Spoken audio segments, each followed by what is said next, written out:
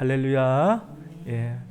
오늘 1월 첫 번째 금요 기도회 가운데 사무엘상 13장 말씀을 통해서 우리에게 주시는 하나님의 은혜는 같이 해봅시다. 끝까지 기다려야 합니다. 끝까지 기다려야 된다. 이제 기다리는데 끝까지 기다린다. 목숨을 다해서 죽을 수도 있거든요. 근데 생명의 위협이 있으면 도망가잖아요, 대부분. 믿음은 결국은 이제 두려움을 이기는 부분들이거든요. 이 두려움, 생명의 위협. 이거 없으면 내 끊어지겠지. 이렇게 결국 믿음이 신앙생활하면서 믿음이 계속 잘 쌓인다라고 하는 것은 성경 지식이 있고 없고가 그렇게 중요한 것은 아닙니다. 많아도 믿음이 없는 사람이 있을 수 있거든요. 그래서 결국 신앙이 잘 쌓이는 것은 한마디로 딱 말한다라고 하면 두려움을 이기고 생명 바쳐서 신앙을 지키면서 끝까지 기다린다. 이 내용을 오늘 또 13장 말씀을 통해서 함께 은혜를 나누고자 합니다. 사무엘 상이잖아요. 아직 다윗이 나오기 이전의 내용이에요. 사무엘의 상은 주로 이스라엘의 첫 번째 왕이었던 사울 왕하고 선지자 사무엘과 내용이 좀 많이 나오고, 사무엘 하에는 사울 왕이 이제 나중에는 죽게 되잖아요. 죽고 누가 나옵니까? 2대 왕이었던 다윗 왕의 이제 업적과 행적에 관해서 사무엘 하는 이렇게 기록되어 있는데, 이제 아직까지 이제 사무엘 상을 우리가 다루고 있기 때문에 사울이 이스라엘의 왕으로 되는 내용을 설명을 좀 드렸습니다.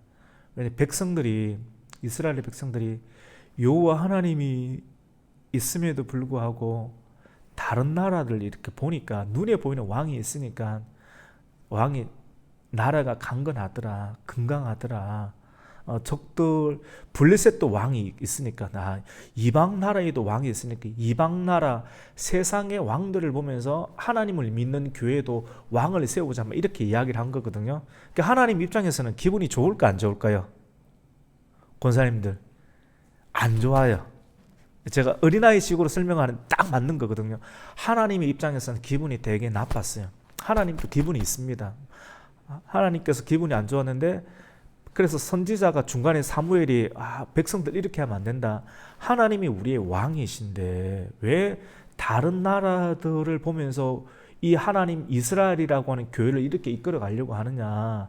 그렇게 하면 하나님 기뻐하지 않는다라고 했지만, 하나님께서 사무엘에게 영감을 주시면서 사무엘아, 백성들이 원하니까 왕을 뽑아주도록 할 것이다. 내가 허락을 할 것이다. 이렇게 해서 또 당부사항을 말해줬습니다.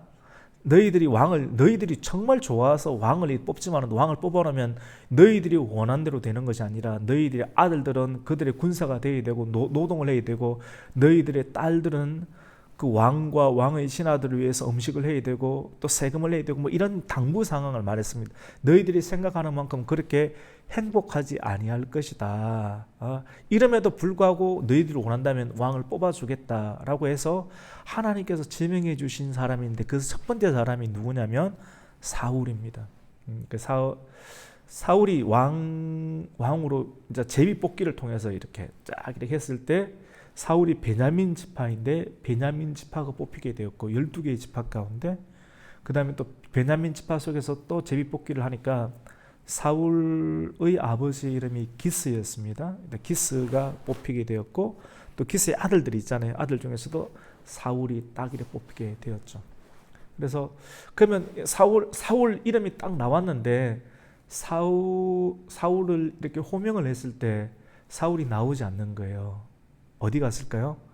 부끄러워서. 나라는 사람이 과연 이 대한민국 전체 대통령이 된다면 책임질 수 있을까? 쉽지가 않은데 사실은 이스라엘 나라의 왕 대통령으로 이렇게 뽑히게 되는 것이 너무나도 부담스럽고 감당하기 힘든 것 같아서 옛날 성경에 보면 행구 사이에 숨었다. 그 행구를 또 풀이하면 오늘날로 한다면 짐 보따리 사이에 숨어가지고 이름이 불리는데도 나오지 아니할 만큼 쑥스러움이 많고 우리가 뭐 직분을 이렇게 받고 이러면 쑥스러움이 있지 않습니까? 처음에 그렇게 겸손하고 쑥스러움이 있었다라고 하는 누가? 사울이. 그런데 이 모습을 보고 많은 사람들이 야, 사울 저 사람이 정말 왕이 될 수 있겠는가? 사울에 대해서 좋게 생각하는 사람도 있고 또 사울에 대해서 아주 부정적인 평가를 하는 사람들이 또 있게 되었습니다. 그래서 정명을 해야 되잖아요. 그 정명을 하는 순간이 찾아왔습니다.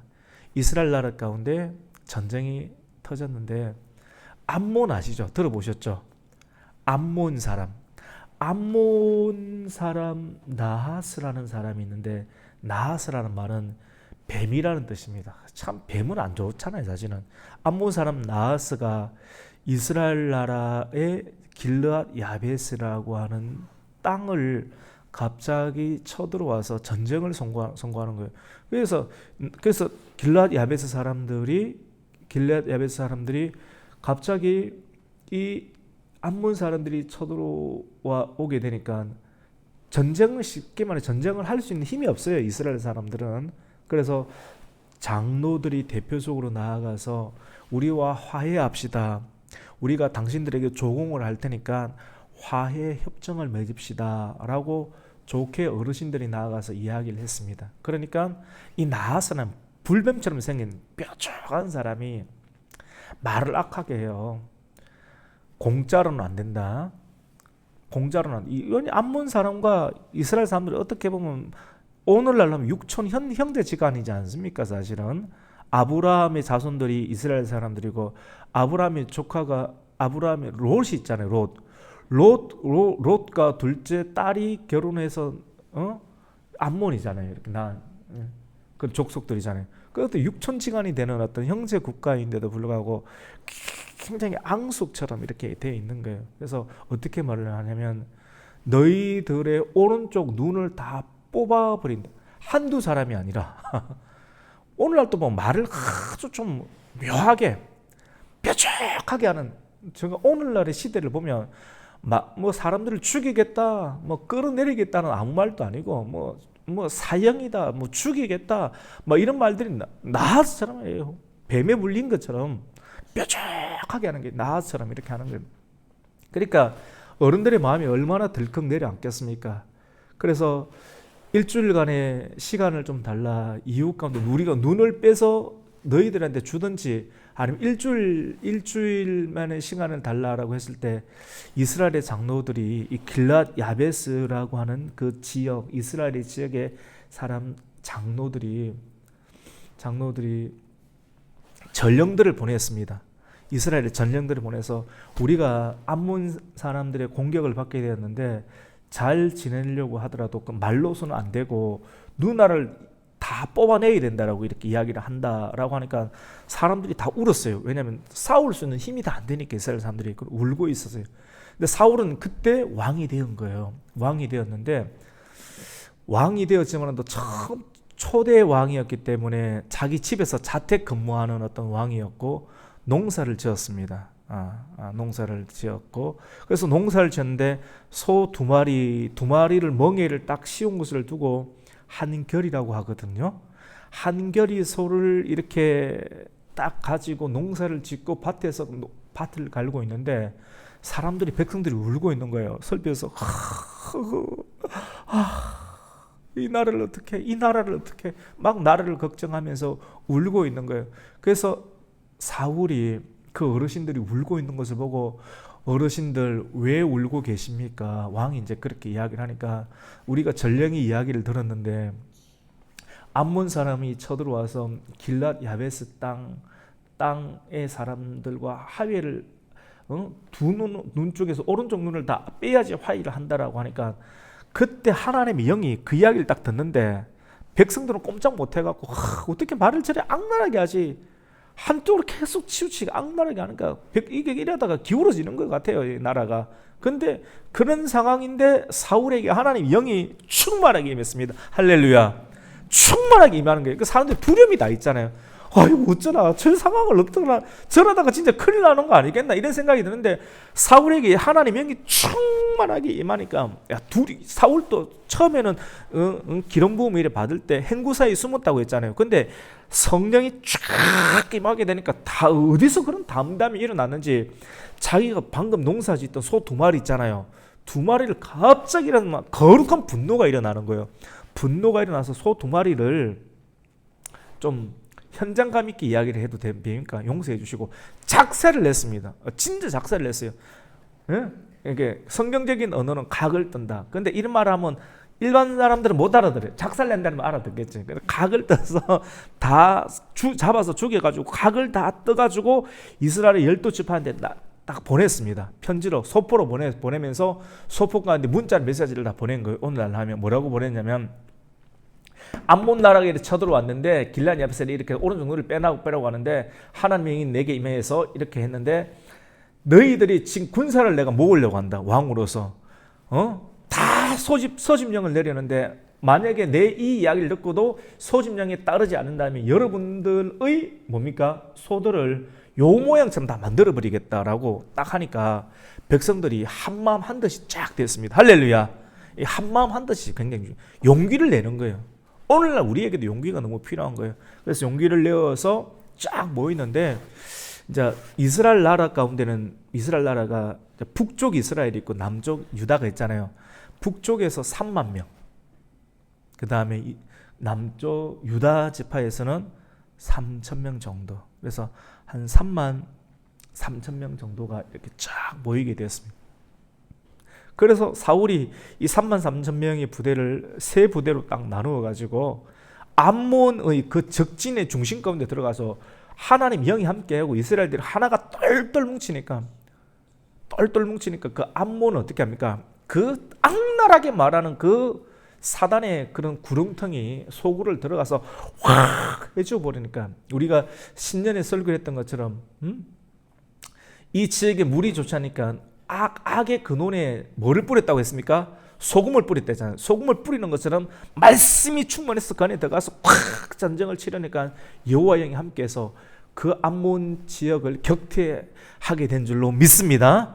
요걸 보니까 이야 사람들이 분위기가 쫙 올라가는 거예요.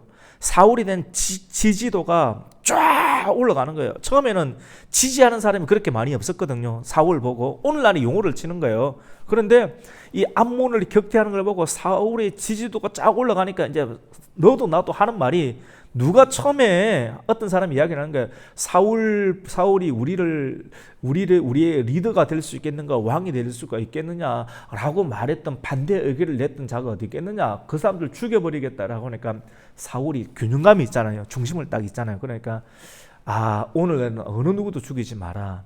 죽이지 말고 그들에게도 기회를 주어라. 이렇게 해서 1차 전쟁을 은혜 가운데 마무리하게 되었습니다.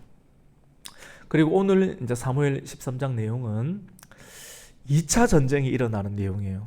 여러분 이스라엘 나라에서 굉장히 이스라엘 나라를 가장 괴롭히던 주적이 있었습니다. 우리나라에도 주적이 있죠. 어디입니까?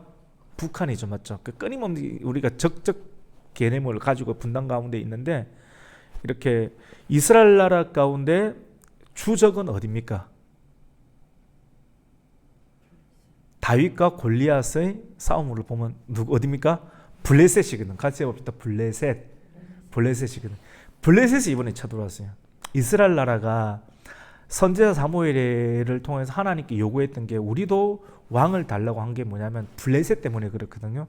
블레셋이 너무 힘들게 하는 거예요. 농사 지어놓으면 다 빼앗아가고 그들은 강하니까 꼼짝 못하니까 그래도 왕을 세우려면 왕에게 힘을 집중시켜 놓으면 왕이 블레셋을 막아주지 아니할까라고 하는 그런 기대 심리, 세상의 방법대로 이렇게 기대 심리대로 왕 제도를 시작하게 된 거예요. 하나님은 별로 기분이 안 좋았어요. 사실은 그렇게 그랬지만도 허락을 해준 거예요. 여기까지 설명을 저는 드렸는데 블레셋이 쳐들어왔는데 원래 지금 아까 3만 3천 명 정도라고 이렇게 했는데 3만 3천 명이 모여서 암몬을 격퇴를 쫙 하고 나서 군대를 다 집으로 보냈습니다. 계속 추둔시킬 수 없잖아요. 아직 사울이 살고 있는 성도 없는 상황이니까 아직 나라가 쫙 체계적으로 행정 조직, 군사 조직, 경제 조직이 체계적으로 되어 있지 않는 상황이라서 다 보내고 그때 모였던 3만 3천 명 가운데 3천 명 정도만 정규군으로 이제 맞이하게 됐습니다. 정규군 3천 명 정도. 그래서 사울이 2천 명은 사울을 따르게 하고 그 다음에 1,000명은 그 사울의 아들이 있었습니다. 사울의 아들 이름이 누구죠? 오늘 본문에 보니까 요나단이라고 나옵니다. 요나단에게 1,000명을 줬는데 이 요나단이 다윗과 요나단 참 사이가 좋았잖아요. 사울은 나중에는 악신이 들었지만 요나단은 다윗에게 정말로 잘했잖아요. 맞죠? 이렇게. 근데 이 요나단에게 하나님께서 마음을 주셨어요. 마음을 주셔가지고 요나단이 자기 1,000명의 군사를 가지고 어떤 일을 했는데 자기가 살고 있는 그 땅 가운데 하나님 나라의 땅인데 블레셋에는 영문이 있는 거예요. 우리나라 땅 가운데 뭐 중국의 영문이 있으면 됩니까? 안 됩니까? 안 되지 않습니까? 북한의 간접 소굴이 있으면 안 됩니까? 안 되지 않습니까? 그것처럼 이스라엘의 경내 가운데 이 그들의 주적이었던 블레셋의 영문이 군사 수비대가 들어와 있는 거예요. 근데 꼼짝 못하는, 힘이 없는 거예요. 누가 말도 못하는 거예요. 왜냐면 블레셋에 힘이 있으니까 꼼짝 못하는데 사울의 아들이었던 요나단이 군사 1,000명을 데리고 내 더 이상 이렇게 못 참겠다라고 해서 블레셋의 영문에 들어가서 1,000명을 가지고 싸웠는데 하나님께서 함께 해주시니까 블레셋의 영문을 깨뜨려 버렸습니다. 할렐루야. 이겼습니다. 기분 좋죠? 맞죠? 좋은데 이렇게 작은 전쟁이 일어나면 그걸로 끝이 나는 게 전쟁은 끝이었거든요. 그래서 영적 전쟁이라는 말을 많이 씁니다. 이 블레셋은 이스라엘 나라 땅 안에 블레셋의 그런 관저가 들어와 가지고 그것을 막 악한 간접 활동을 이렇게 하니까 보셨으니까 블레셋이 이 소리를 듣고 대군을 일으켰는데 오늘 말씀을 보니까 이 블레셋 사람들이 이스라엘과 싸우려고 모였는데 요절에 보니까 병거가 얼마예요? 3만 명. 병거가 3만. 오늘 탱크 3만 대를 갖고 왔다. 어마어마하지 맞죠? 그 다음에 말을 타고 온 마병이 얼마예요? 6천. 병거가 3만이고 말을 탄 마병이 6천이고 그 다음에 일반 보병들이 백성들이 해변에 뭐가 갔습니까? 모래하고 갔다. 이렇게 수를 헤아릴 수 없는 정도가 쫙 감당 안 되잖아요. 그래서 중국 공산당 군사들이 굉장히 많지 않습니까? 갑자기 우리나라 쳐들어오면 우리 감당 안 되지 않습니까? 우리 인해 전술로 우리가 얼마나 이제는 힘들었습니까? 그것처럼 쫙 블레셋이 밀려 들어오게 되니까 오늘 말씀 한번 잘 들어보세요. 그때 이스라엘 사람들이 당황했습니다. 뭐 했다고요? 당황하겠죠, 맞죠? 당황하고 오늘 6절에 보니까 이스라엘의 사람들이 위급함을 보고 절박하여서 어디에 숨었습니까? 굴과 수풀과 바위 틈과 엄밀한 곳과 웅덩이 다 숨어버렸습니다. 이 적들의 본진이 일어나니까 다 숨어버린 거예요. 다. 그리고 사울에게 정규군이 3,000명이 있었는데 사울과 함께한 사람이 2,000명이고 요나단이 1,000명이 있었는데 군대가 다 도망가기 시작합니다. 이러다가 나도 죽겠다. 다 사표씁니다. 다 도망갑니다. 이러다가 내 죽는 깜빵 갈 것 같으니까 다 두려우니까 사실은 영적 전쟁이 사실은 이게 오늘도 마찬가지지 않습니까? 저는 영적으로 설교합니다. 영적으로. 알아들을 수 있는 사람은 알아듣는 거예요. 영적인. 그래서 이 신앙은 결국은 이게 말씀을 전거해서 영적 전쟁의 군사로 만드는 거거든요, 성도들을. 근데 이런 내용이 신약에도 나오고요, 구약에도 결국 이렇게 나오는 거예요. 잘 먹고 잘 사자 내용이 아니에요. 왜냐하면 영적 전쟁이다. 아무리 잘 쓰면 뭡니까? 우리가 하나님의 편에 서 있지 못하면 결국 무너지는 것인데, 그래서 하나님의 성령을 받고 이렇게 사울이 쫙 서 있는데 가보니까 백성들이 다 도망을 가는 거예요. 다 도망을 가고 자기들을 지켜줄 수 있는 그런 경비대, 군사, 경호원 이런 사람들이 3,000명이 있는데 3,000명이 다 블레셋 사람들의 3만 명의 군사들, 그 다음에 말 타고 다니는 사람들 몇 명이나 있습니까? 6천 명. 그 다음 모래 보병들이 뭐 수만 명이 되니까 그걸 보고 다 어디다 갔습니까? 도망을 가는 거야. 다 사표 쓰고 다 도망가는 거야. 그러니까 이 오늘날로 치면 사울이 두렵겠어요? 안 두렵겠어요? 왕이. 두려움의 마음이 쫙 임하는 거예요. 임해서 백성도 떨고 있고 또 대통령도 떨고 있는 거예요. 그런데 오늘 8절 말씀 가운데 중요한 내용이 나옵니다. 우리 8절 말씀을 한번 같이 읽겠습니다. 우리 안권사님도 8절 한번 찾아보시고요. 사울은 사울에 이렇게 나오죠. 시작.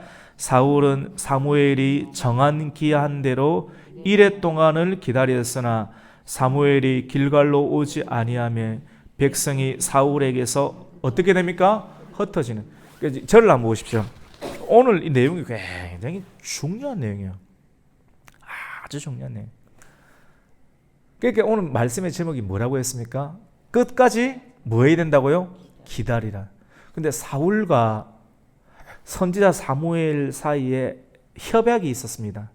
어떤 일을 시작하기 전에 7일을 기다려야 되고 7일을 기다리고 기다린 이유 가운데 선지자가 와서 예배를 드리고 난 이유 가운데 뭔가를 하게끔 되어 있는데 근데 눈에 보이는 상황이 갑자기 누가 쳐들어왔습니까? 블레셋이 쳐들어오게 돼. 블레셋이 쳐들어오니까 그 블레셋의 군사들, 어마어마한 군사들을 보면서 결국 겁을 먹고 자기 편에 있는 군사들이 어떻게 합니까? 도망을 가니까 지금 빨리 집행을 내려야 되는데 법 집행을 내리고 전쟁을 하자 막 이렇게 해야 되는데 사울이 격려를 해야 되는데 그런 집행을 하려고 그냥 하여지는 것이 아니라 7일간 기다려야 되고 며칠간 기다린다고요? 7일간 1회 동안 기다리고 1회 동안 1회 때 누가 옵니까? 사무엘이 와서 예배를 뭐든지 예배를 드리고 해야 된다는 겁니다. 요 협약이 딱 되어 있었는데 이 협약은 굉장히 법입니다. 헌법처럼 법이 있거든요. 이게 하나님의 법이란 말입니다. 이 법을 지키면서 이렇게 해야 되는데 사울이 어떻게 되냐면 너무 마음이 조급해지니까 사람이 불안하면 믿음이 있으면 든든하면 괜찮은데 눈에 보이는 상황에 따라서 이러다가 백성들이 빠져나가면 내 힘으로 몇 명의 군사들 가지고 수만 명의 군사 적군들을 물리칠 수 없을 거라고 하는 지레 겁을 먹고 판단해보. 하나님이 함께 하시는데 영적 전쟁인데 영이 감세하고 쇠퇴하고 불안하니까 하나님과의 약속, 사무엘과의 약속을 어떻게 합니까? 깨어버리는 거예요. 오늘날 좀 신앙을 깨어버리고 자기가 먼저 예배를 드리는 거예요. 기다려야 되는데 누구를 기다려야 됩니까? 하나님을 기다리고 하나님을 기다리는 것으로 여겨지는 누구를 기다려야 됩니까? 사무엘을 기다려야 되는 거예요. 그런데 사무엘을 기다리다고 보니까 사람들이 다 흩어질 것 같으니까 자기가 상황 파악을 해가지고 먼저 자기가 선지자가 예배 인도를 해야 되는데 자기가 예배 인도를 하는 거예요. 인위적으로. 겉으로는 표 안 나요. 근데 하나님께서는 얘 중심이 틀려버렸구나. 나를 의지하는 것이 없구나. 나보다 블레셋을 더 두려워하고 있구나.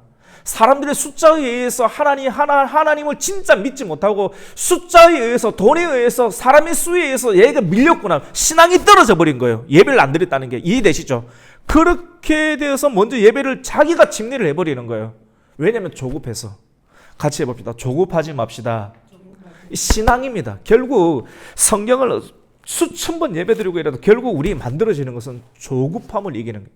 마음을 넓히고 조급함을 이기는 거예요. 사람이 조급해지면 마음이 상하거든요. 상하면 신앙이 떨어지고 마귀가 달라들어요.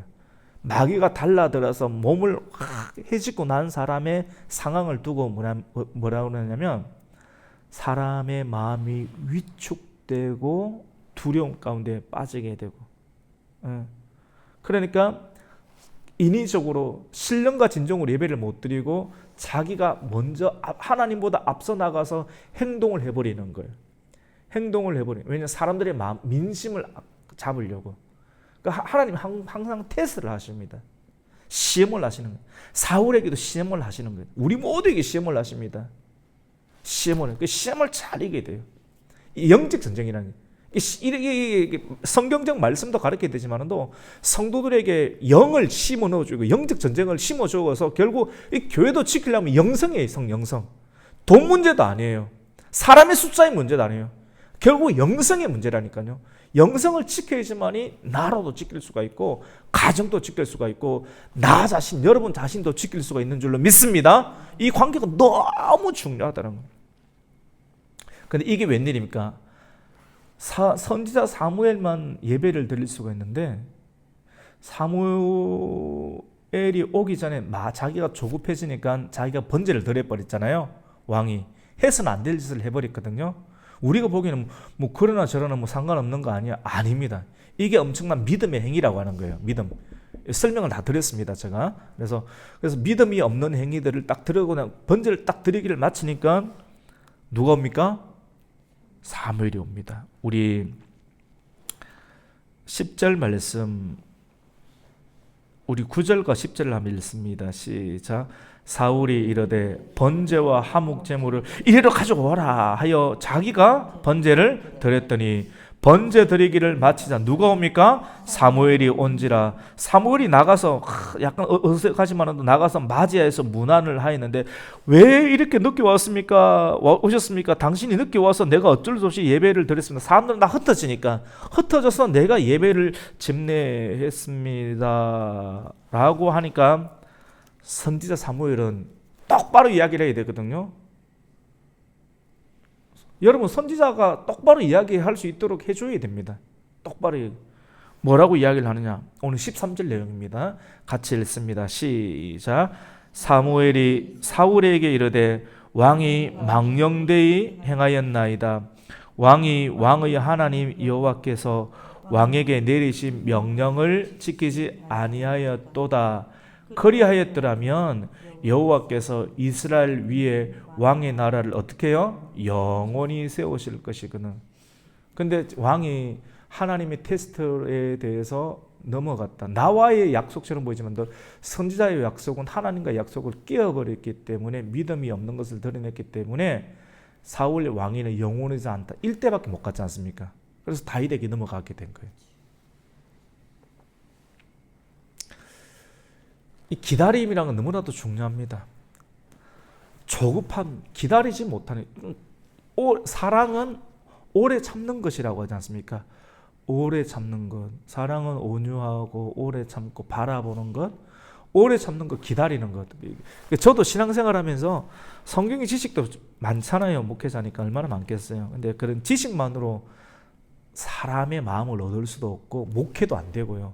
하나님의 영광을, 하나님이 임재하는 것도 지식만으로 되는 것은 아닙니다. 결국 이런 믿음의 문제거든요. 신앙의 문제.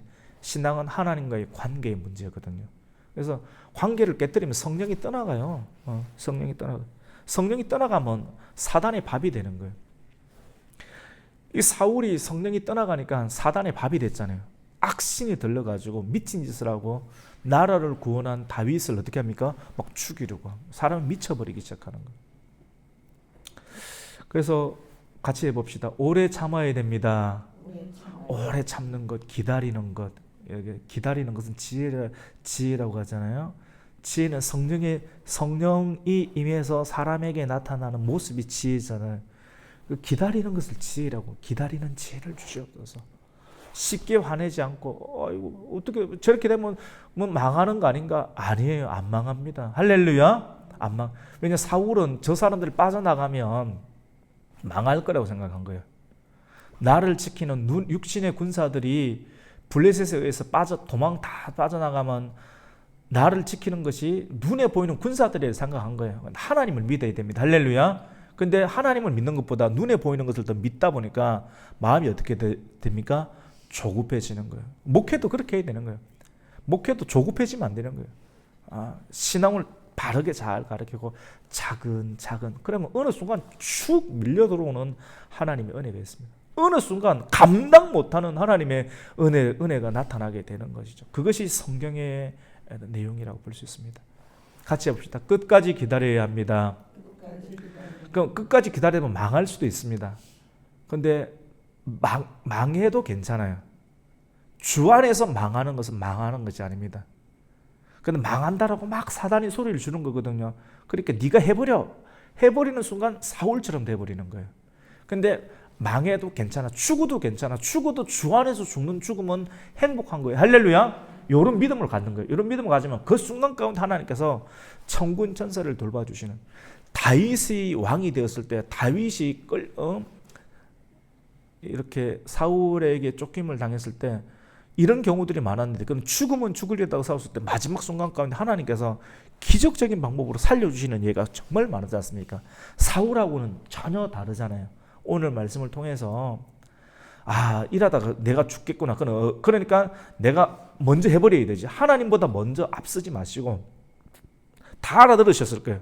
하나님보다, 이 믿음의 문제라니까요. 이거는 지식의 문제가 아니라 신앙의 문제고 믿음의 문제. 이 믿음을 가지고 끝까지 기다려서 하나님이 나타나셔서 예배 인도하시고, 하나님이 나타나셔서 우리의 가정을 지키시고, 하나님이 우리 교회를 지키시고, 하나님이 나타나셔서 우리나라를 지켜주신 은혜를 경험하는 성도가 되기를 예수님의 이름으로 축원합니다. 아멘. 하나님 아버지 감사를 드립니다. 오늘 우리 사랑하는 권사님들과 함께 모여서 사무엘상 17장 말씀을 함께 나누었습니다. 귀한 말씀이 들어있습니다. 신앙은 지식의 문제가 아니었다. 눈에 보이는 사람의 숫자의 부분도 아니고 무기도 아니다.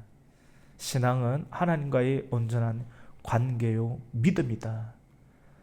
그 믿음을 저버리지 말고, 내 눈앞에서 물질이 빠져나가고 사람들이 다 빠져나가고 흩어지는 것 같아서 아이고 나도 세상의 방법을 취해야 되겠다, 세상의 방법으로 인간적인 예배를 드렸을 때 결국은 하나님으로부터 버림받게 되는 사울의 모습을 보게 되었습니다. 우리가 하나님으로부터 버림받지 않는 인생, 끝까지 하나님과 함께하는 임마누엘의 신앙을 유지하기 위해서 끝까지 신앙을 포기하지 않고 끝까지 기다리는 하나님의 성도 신앙이 되게 하여 주시옵소서. 이 나라를 지켜주시옵소서. 영적 분별력이 딱 떨어진 이 시대 가운데 하나님께서 분별력을 더하여 주시고 용기를 더하여 주셔서 이 나라가 다시 주의 은혜 가운데 회복되는 조국 대한민국이 되게 하여 주시옵소서. 하나님께서 새 판을 짜실 것입니다. 모든 것을 불의를 드러나게 만들고 새 판을 짜게 하셔서 이 마지막 시대에 이 대한민국이 정말 하나님께서 귀하게 들어서시는 성교의 나라가 되게 하여 주시옵소서. 예수님의 이름으로 기도드립니다. 아멘.